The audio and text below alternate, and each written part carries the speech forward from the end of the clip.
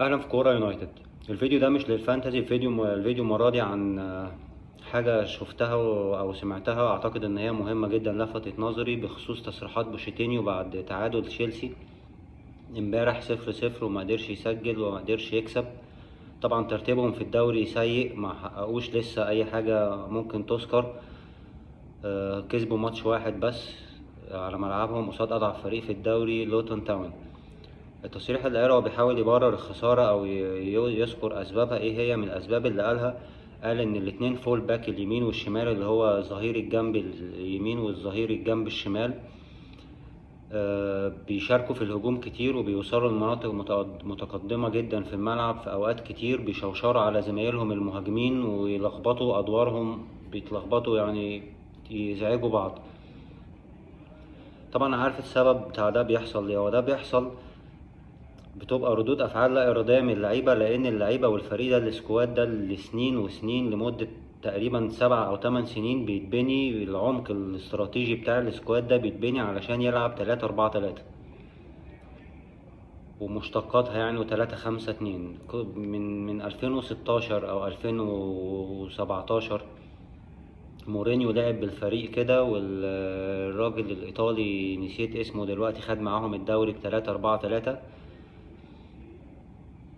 والفريق كان بيتبني بالطريقة دي على مدار سنين. حتى بوتر لما جه برضو كان 3-4-3. فالفريق عمق السكواد بتاعه بيتبني علشان الفول باك يبقوا بيلعبوا بالطريقة دي اللي هي بتزعج بوشيتينيو دلوقتي.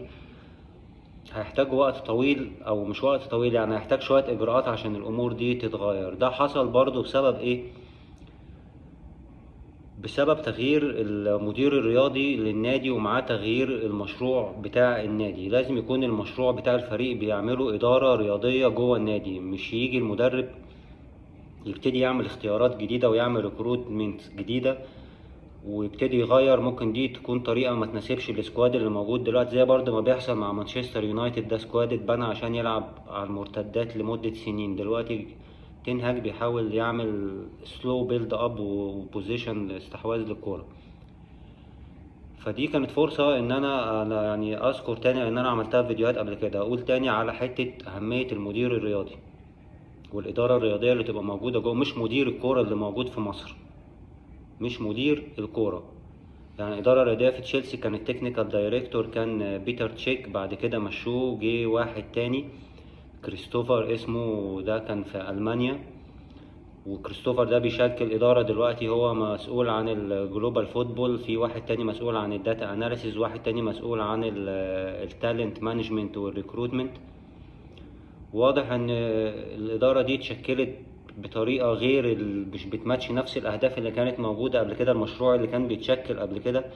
فالدنيا اتلخبطت، فبقى في مدرب موجود بريسورسز هو بيركروتها حسب رغبته هو، جديدة جدا، وهي ما كانتش ماشية مع المشروع اللي الفريق ماشي بيه بقاله 5 6 سنين، او حتى السنتين اللي فاتوا لما اتغير التكنيكال دايركتور بعد ما جت ادارة تشيلسي الجديدة.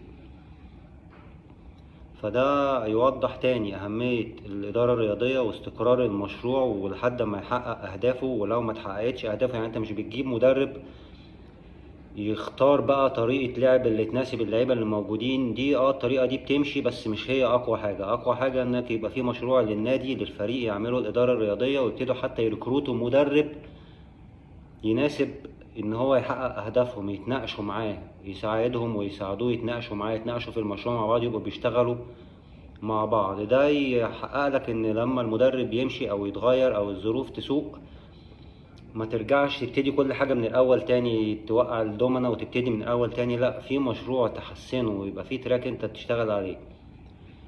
ده هيخليني أرجع وأربطه تاني باللي بيحصل في النادي الأهلي دلوقتي. بما إن النادي الأهلي أكبر نادي في مصر، أنا شايف الأهلي أولى فريق في مصر إن هو يبتدي يبقى عنده إدارة رياضية بتعمل مشروع للنادي. أنا شايف مشروع الفريق اللي موجود في الأهلي دلوقتي إن هو يعلي المستوى بتاعه ويقدر يلعب فرق اللي بتبقى موجودة في السعودية أو الفرق اللي بيواجهها في كأس العالم للأندية.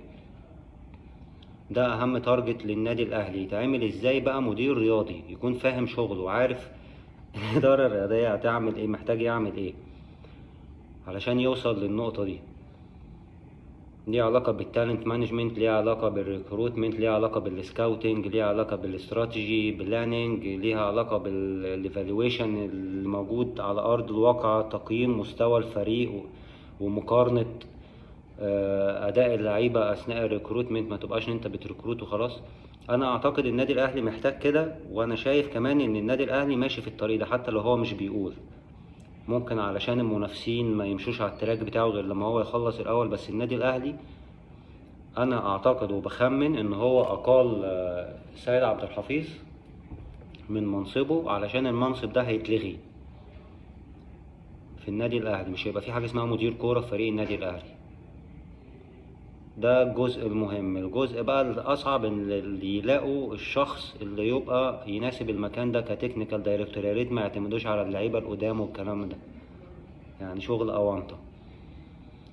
في سبورت ساينس ليه علم دلوقتي والناس بتتعلمه وبتدرسه، يشوفوا حد اكسبرت او يشوفوا حتى حد بوتنشيال مع بعض السبورت من ناس اكسبرت لحد ما، يعني في حاجة اكيد هتتعمل. انا شايف النادي الاهلي يقدر يعملها، واعتقد ان هو ماشي في الطريق ده. في اقالة سيد عبد الحفيظ ممكن مع الوقت تلاقي منصب مدير الكورة ده مش موجود في النادي الاهلي، ولو عملوها ويبقى برافو عليهم. بس دي لفت نظري امبارح في تصريحات بوشيتينيو وربطتها على طول، وحسيتها حاجة برضو ايه محتاجين نهايلايت عليها تاني. طبعا الفكرة اوسع من كده، اكبر من كده، نفسي نقعد نتكلم فيها، انما انا هكتفي بالسمري ده اللي اقول فيه اللي انا عايزه. اشوفكم فيديوهات تاني، شكرا.